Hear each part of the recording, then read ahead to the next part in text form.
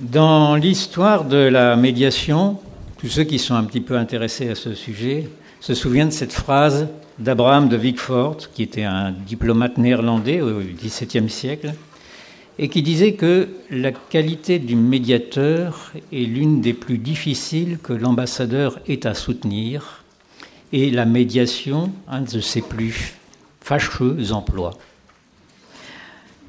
Marc Perrin de Richambault, vous êtes d'une certaine façon un des héritiers de ce médiateur du Congrès de Westphalie qui mit fin à la guerre de 30 ans. Je pense effectivement que la médiation dans le domaine international a sa place dans votre réflexion et que si j'ai été invité aujourd'hui, c'est pour vous dire que la médiation est non seulement un élément clé, mais un facteur positif et de succès dans les relations internationales aujourd'hui. Alors je vais essayer de le faire très rapidement à travers un minimum de références pour vous donner la dynamique de la médiation comme élément de règlement pacifique des différends dans la vie internationale, et puis de tirer 6 leçons concrètes de situations de médiation, de paramètres de succès de la médiation dans la vie internationale du travail de M. de Villefort. Je vous épargne les références historiques, vous les avez faites, pour dire simplement l'émergence de la médiation au XXe siècle comme élément de la vie internationale, c'est 2 temps. Un premier temps, la première moitié du XXe siècle, certainement pas un grand moment du succès de la médiation dans les relations internationales, mais un moment fondateur, un moment où le travail intellectuel et le travail diplomatique mettent en place les concepts clés, les références. Étonnamment, c'est le tsar de toutes les Russies qui, en prenant l'initiative des conférences pour la paix de La Haye en 1899 et 1907, a été le catalyseur de la seule définition de la médiation qui existe en droit international et qui se situe dans le continuum que vous avez connu dans la lecture de vos textes de référence, quelque part entre la négociation diplomatique, l'enquête, la conciliation, l'arbitrage, le recours aux juridictions. Et là, il y a cet espace. Et je vais vous donner, c'est très bref, lecture de ces 2 définitions. Ce sont les seules, il n'y en a pas d'autres. Vous n'en trouverez pas dans le texte de la Charte de la Société des Nations ou de celle des Nations Unies.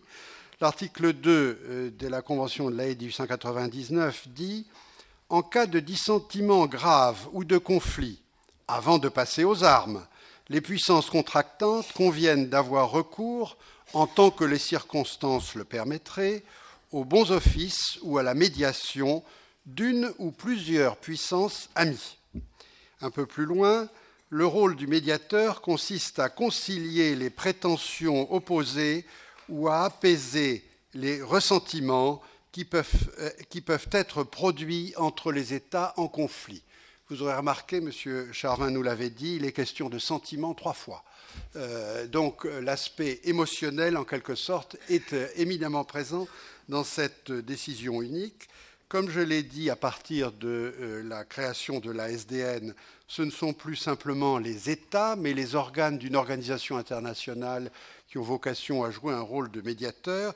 Et c'est avec la Charte des Nations Unies que l'on bascule de la période pionnière à la période de la mise en œuvre, l'émergence du rôle du secrétaire général des Nations Unies dans les articles 98 et 99 de la Charte, ou de ses représentants comme quelqu'un qui a vocation à remplir une fonction permanente internationale de médiation. C'est Dag Hammarskjöld qui fondera en quelque sorte, qui créera cette pratique, et d'emblée il l'a fait sur tout le cycle du conflit, en amont et en aval.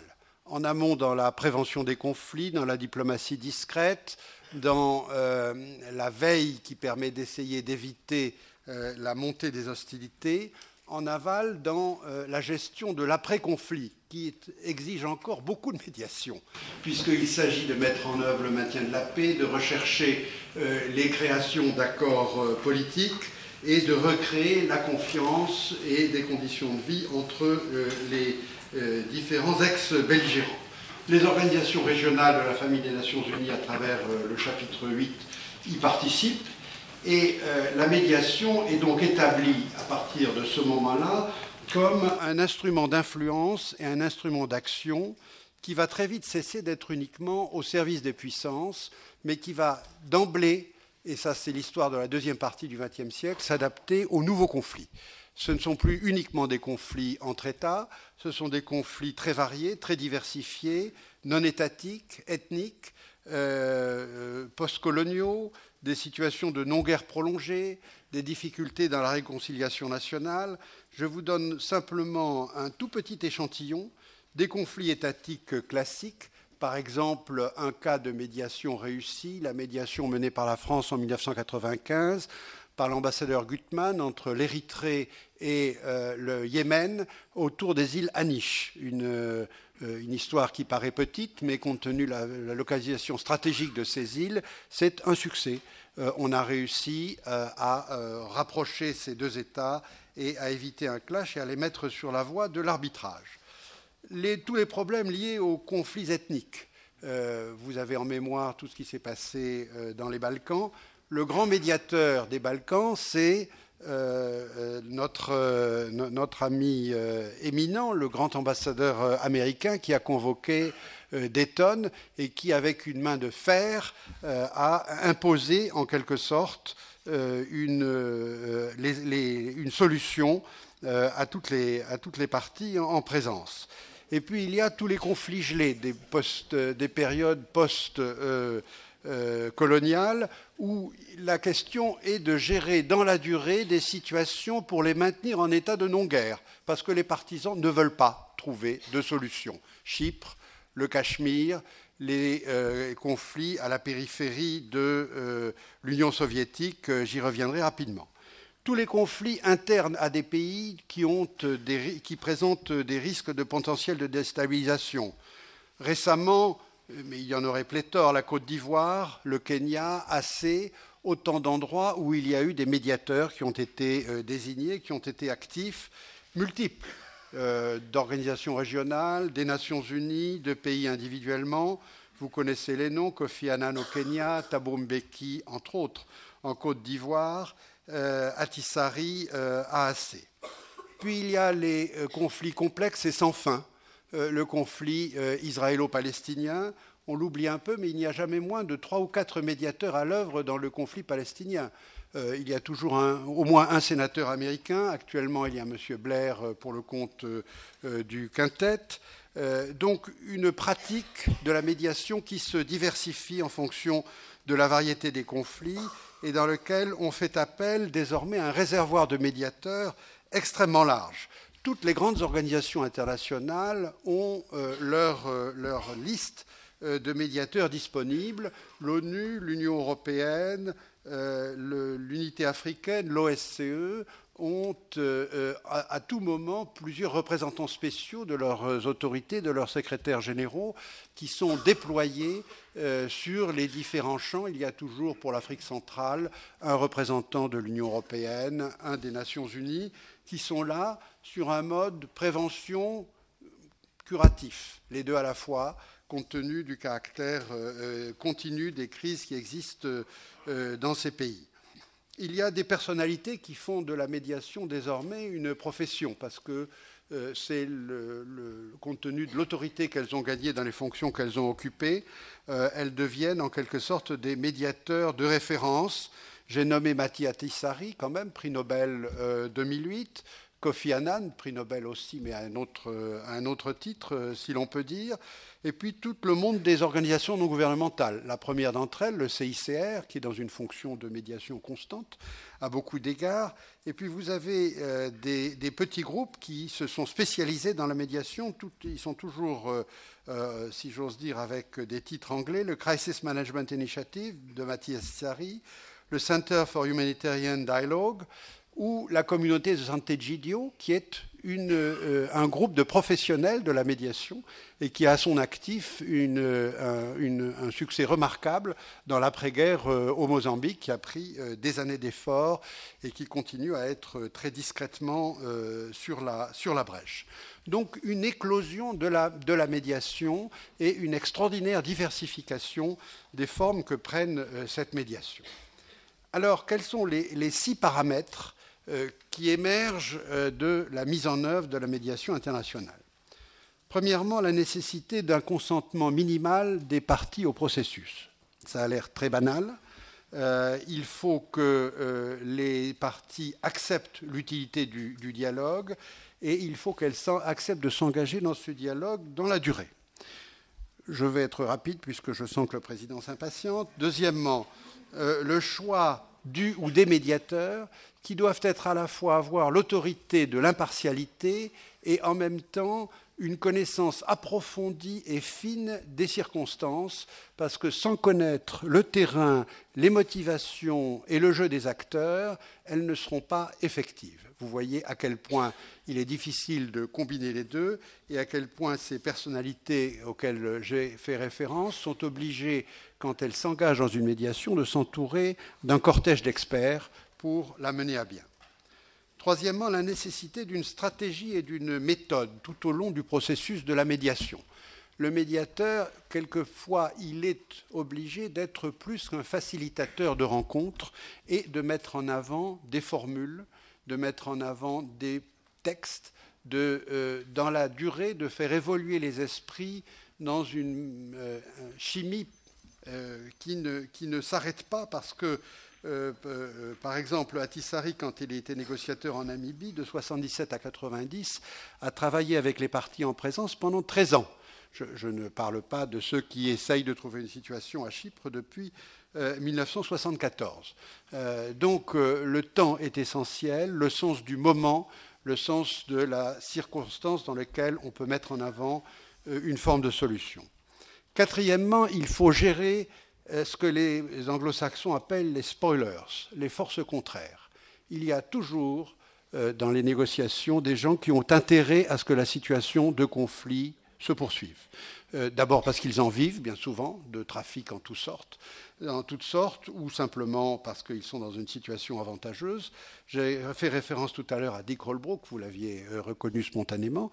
Dick Holbrooke avait affaire à 3 spoilers, Milosevic, Izetbegovic et le président croate, à leur façon, avaient tous intérêt à la poursuite du conflit, et il a fallu la main de fer et l'engagement total de la machinerie américaine pour que sa médiation puisse progresser.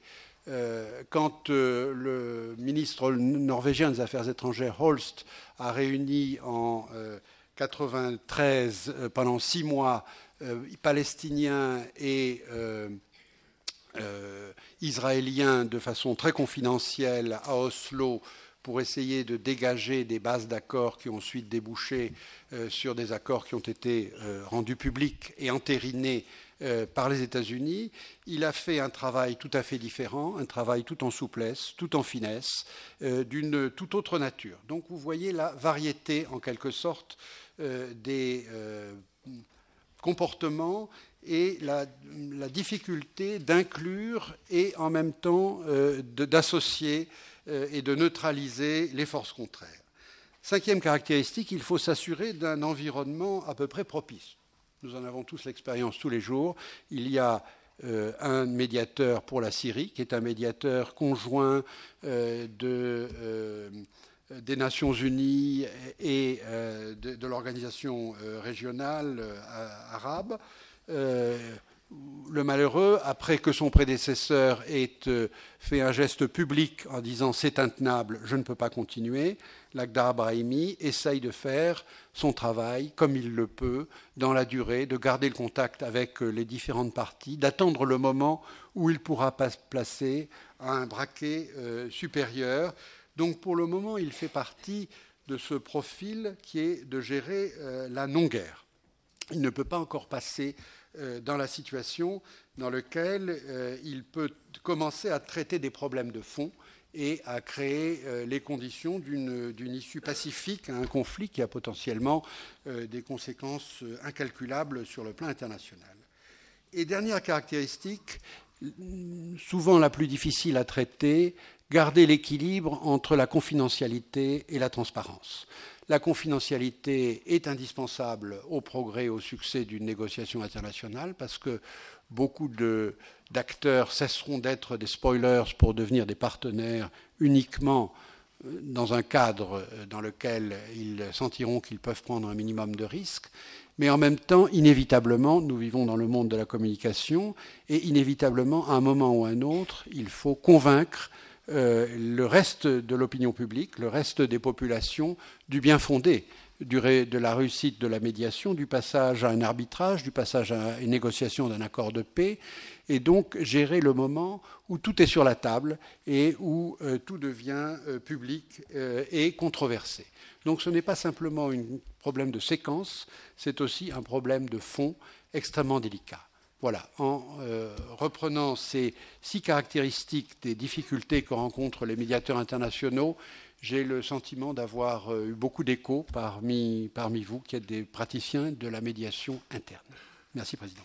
Et la suivante maintenant, est-ce que dans les écoles qui préparent à exercer la fonction de diplomate, par exemple, la médiation est travaillée en tant que telle aujourd'hui?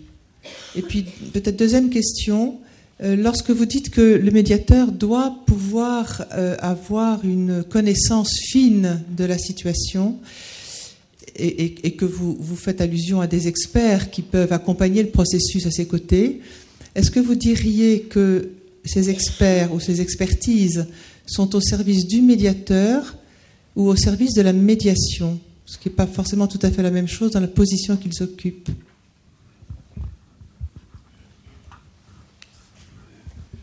Merci. Très rapidement sur ces 2 questions. D'abord, c'est vrai, il y a un vrai enjeu de formation des médiateurs internationaux.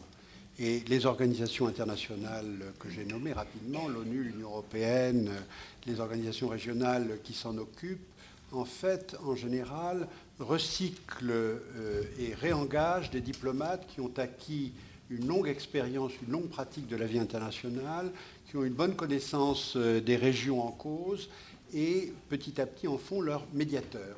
L'Union européenne, jusqu'à ces derniers temps, avait un représentant spécial pour l'Asie centrale, qui était un ambassadeur français, Pierre Morel, qui avait servi dans cette région très longuement, qui avait servi à Pékin, qui connaissait extrêmement bien la région et qui a pu, dans des moments critiques au Kyrgyzstan, jouer un rôle très important, en même temps qu'il avait un rôle dans la négociation en Géorgie, dans un débat très difficile qui se réunit tous les 3 mois à Genève et qui réunit toutes les parties au conflit abkhaze et sud-ossète.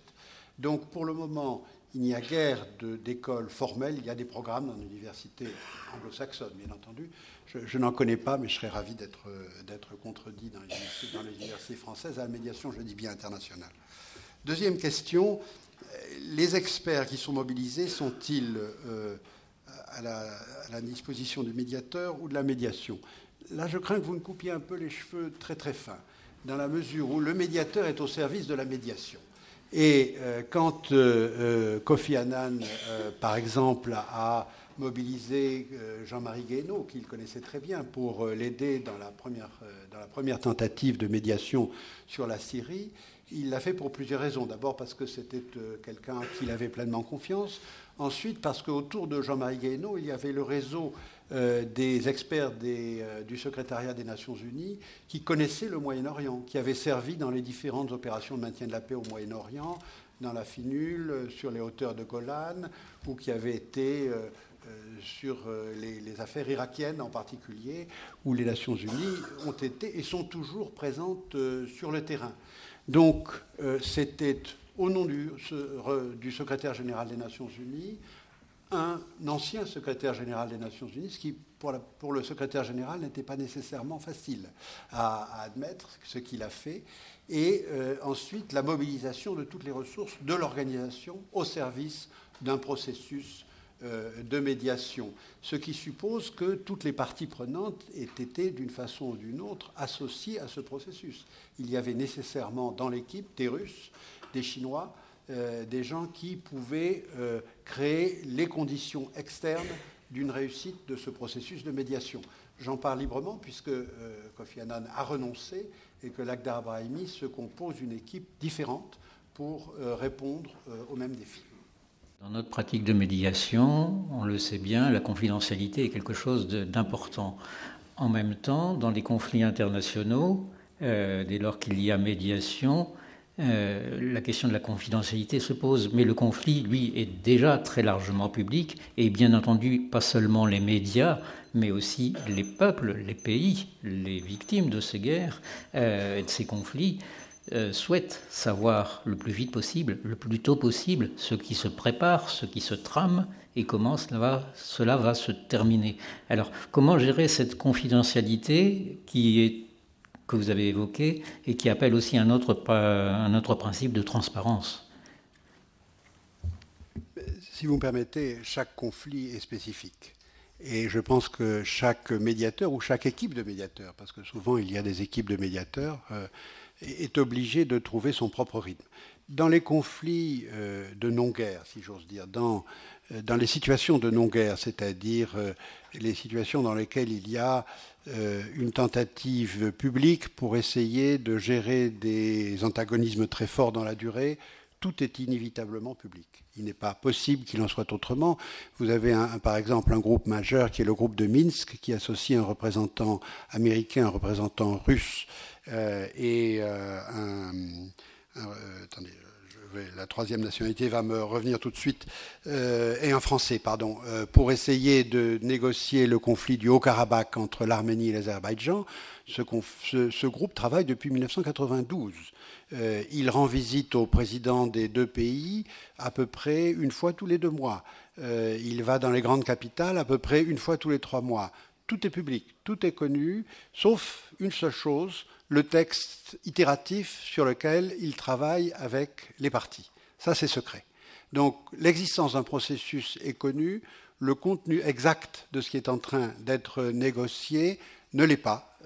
Et il y a, en dehors des présidents et des 3 médiateurs, pratiquement pas de fuite. Alors vous avez noté, c'est une forme de médiation dans laquelle ce n'est pas l'autorité du médiateur qui est en jeu, mais l'équilibre de puissances concernées. Puisque, à leur façon, chacune des 3 puissances ont des sympathies avec l'une ou l'autre des 2 parties, ce qui crée donc toutes sortes de tensions.